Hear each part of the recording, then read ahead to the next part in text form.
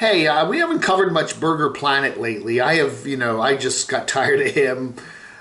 He used to be out in California a lot. Then he went back to his where was he from? I don't know, somewhere in the East. I honestly don't even remember anymore. But I think it was Indiana. I think it was Indiana. That's where he's from. Anyway, I have not watched him in ages, but this was a video he did in April of 2019. He's driving through Denver, Colorado, and he's in traffic, and all of a sudden he just come down out of the mountains, and this truck had come down on the shoulder, just speeding by, and it passes him, and then it smashes into a bunch of vehicles, and there's a big fire and all this other stuff, and a big crash, and he's right there behind everything, and man, he just that truck could have just missed him by inches anyway. So anyway, he had a big video there, and he got viral. It went viral. He was on the news on a lot in Denver and all over the country. Anyway, this is a Dan Abrams Law and Crime website, and reporting that the man that was driving the truck, he was sentenced to 110 years in prison for the deaths of 4 people in the highway crash. His name was Rogel Lazario Aguilera Medeiros, 26. Anyway, he caused the deaths of a 24-year-old, 24-year-old, a 24-year-old, 67-year-old, 61-year-old, and a 69-year-old that were killed in the big crash there. I accept and respect what the defendant has said about his lack of intent to hurt people, but he made a series of terrible reckless decisions, the judge in the case said.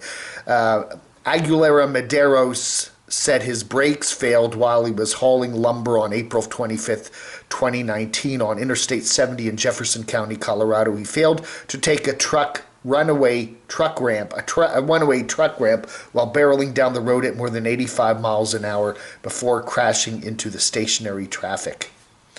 Anyway, so whatever. 6 other people besides those 5. 1, 2, 3, 4. 4 people were killed. 6 others were injured. The crash also involved 4 semis and 24 cars. And of course, Burger Planet watched the whole thing happen right before his eyes there, while he was doing a live stream in his car, I believe. It was really crazy. Anyway, so a long prison sentence for the driver of that truck 2 years ago and that horrible accident. Wayward Wags, good video here from them. RVs are not built to live in full time. Again, if you don't know, a lot of RV sellers, RV manufacturers will not warrant your RV if you're supposedly living in it full time. You have to actually sign an affidavit swearing under oath that you are not a full-time liver in your RV, because they said, again, these vehicles, a lot of people say they're not made for full-time full-time living. They're not regular houses. However, the company that sells their RV actually does allow full-time RVing in it. So yeah, this is the Wayward Wags, good channel here. And what's the company name? It is whatever the company name is here. It is. So they have an Alliance RV, and it does provide a warranty for full-time RV living, but most manufacturers and sellers don't. The other thing they said that one advantage of living in an RV is if you have a earthquake. The ground is shaking, because RVs were made to shake, because when you drive them and whatever, unless it's a real serious earthquake, I would think, or just a run-of-the-mill little quake where the ground shakes, you'll do just fine in your RV because they're made to handle that. So that is one advantage of living in an RV. But again, yeah, we hear a lot of debate among nomads whether RVs are, again, people have a lot of problems with them. They've had, their share of problems, but not anything out of the ordinary. And, is it full-time living? You have that ability, you can do it, but don't expect it to kind of stand up to all the wear and tear. And again, I guess it also depends on how much you travel in your RV too. If you just park it and live in it, or versus whether you're constantly moving it, but you're living in it full time. I don't know, man. What do you think? The one from Matty Van Halen out there in the Quartzsite area, he's talking about, he's been working for the company. He worked for some corporation for many years. Although he lived in his van, he still was parked in Nashville and went to work every day and did the company stuff, was on company time, had to be at work a certain time. And he said he got very much into the clock. Do this at this time, do this at this time, be there at this time. Now that he's out in... at Quartzsite, and he's basically just he's on his own time. No more company time. He's still trying to work through that. He still kind of has that in his brain that got to get up by a certain time, got to get this done by a certain time, got to be over here, over there. He said that, usually when he would go to a laundromat back when he was working in Nashville, okay, I've got an hour to do this or half an hour or 2 hours, and there would be a line and whatever. Now he says he don't care. He says he goes to the laundromat, and if it's a wait, it's a wait. If he has all day to do the laundry, right? There's no rush. And it's getting that psychological thing in your head that, hey, there's no times now. You can sleep a little later, go to bed a little later or earlier. If you want to spend the whole day waiting and doing the laundry, that's up to you. You got to get out of that, zone of corporate control time. It will suck the very life out of your soul. We got the driving advisement guy there talking about more and more sites for boondocking, which is basically just kind of park where you want to and camp, without paying, do it freebie. Anyway, more and more sites are changing. Okay, sometimes they're closing down boondocking sites because people are abusing the land and camping and dropping their trash and not picking it up and whatever. But he said this case, if a park out there in the Moab area, basically what they're doing there is turning it into a state park, and they will have continued camping there, but you gotta pay now, okay? And we're seeing more and more of either boondocking sites getting shut down for good permanently, no camping overnight, or they're turning into paid campgrounds. And now you're going to have to get reservations and pay and all that other stuff. And that's the changes happen, and there are fewer places to boondock, and you got to get used to it.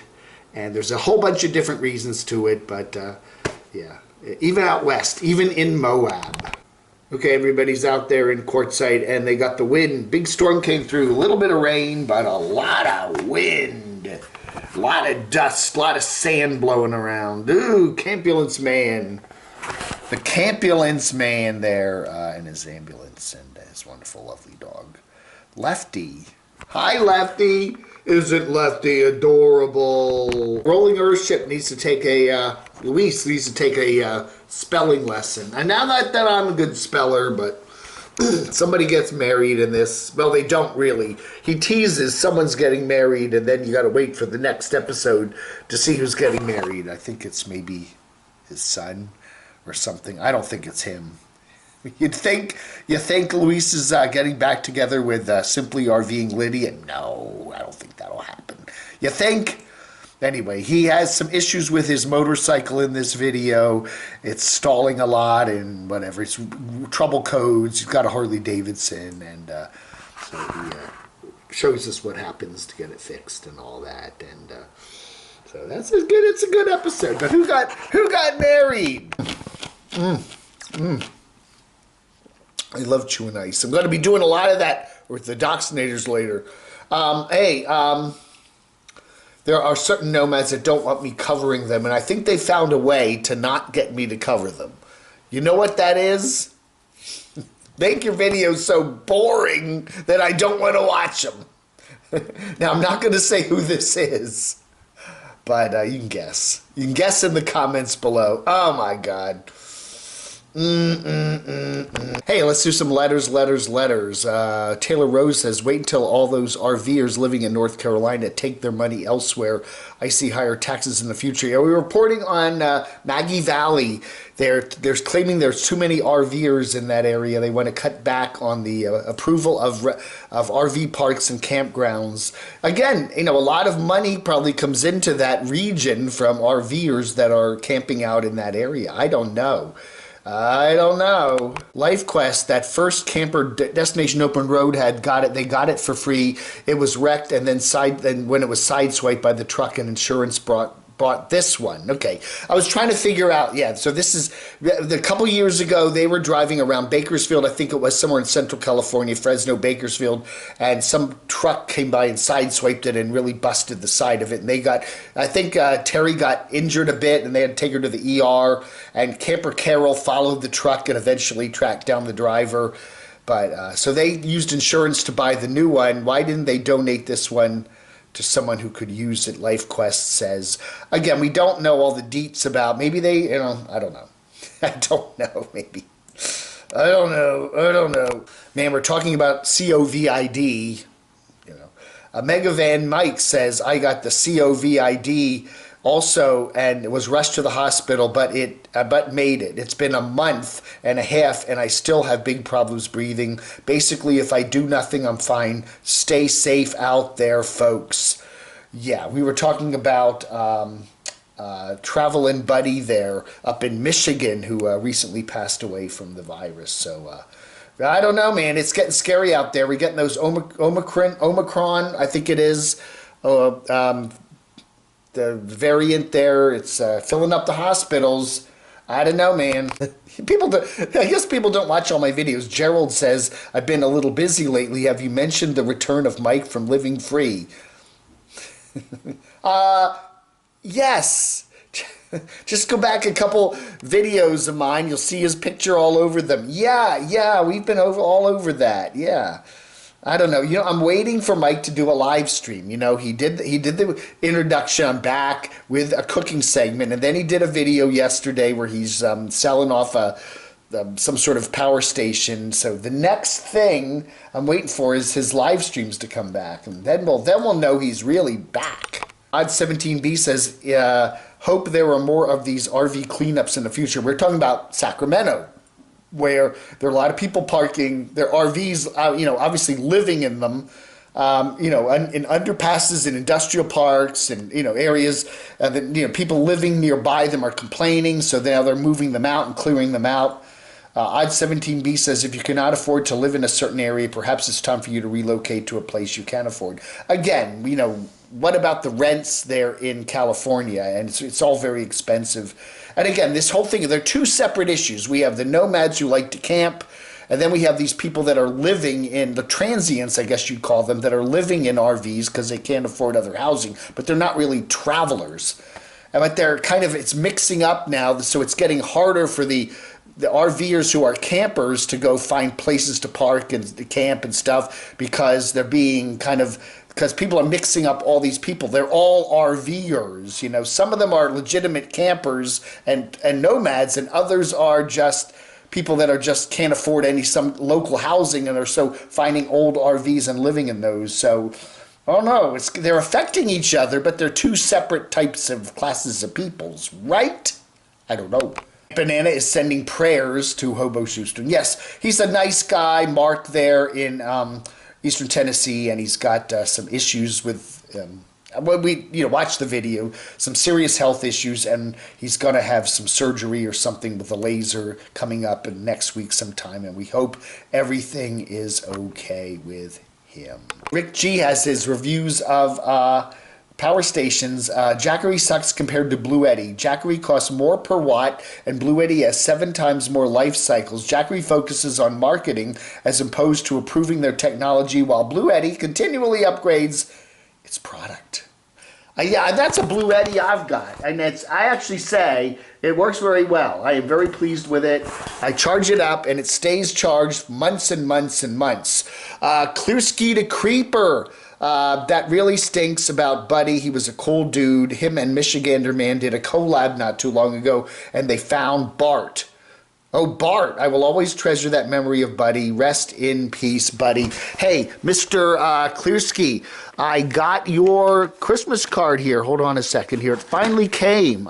Where is it here? Here it is. It came. Finally, I don't know. I don't see the postmark on this was... God, I can't even read the postmark. Anyway, he doesn't have his address on there, but yeah, I guess this got delivered. This was... No, excuse me there. I don't... Yeah, darn it. Show any addresses there. Okay, so, there. It came like this. Yeah, anyway, it says Camo Dave, and then they must have sent it to P.O. Box 116 in Morganton, which is over at the post office. Then someone looked and saw the 104 North Green Street and realized that's the UPS store. That was on it. So it took a couple of weeks to get here, but I want to thank Mr. Klearski, and he... hold on a second here. Wishing you a candy cane kind of Christmas, and then we got the inevitable, wonderful Klearski artwork on it. Isn't that nice? Camo David, crazy crotchy. Thank you so much, Klearski. And he sent me a $5 McDonald's gift card. Well, thank you so much. Thank you. Oh, yeah. Zepp Productions. Thank you, Klearski. Yeah, the wait was worth it. I'm so glad it finally came. So thank you, Klearski. All right, folks, that ought to do it for the Camo Dave Letters and More on the 16th of December. Thanks for watching Vlog Under.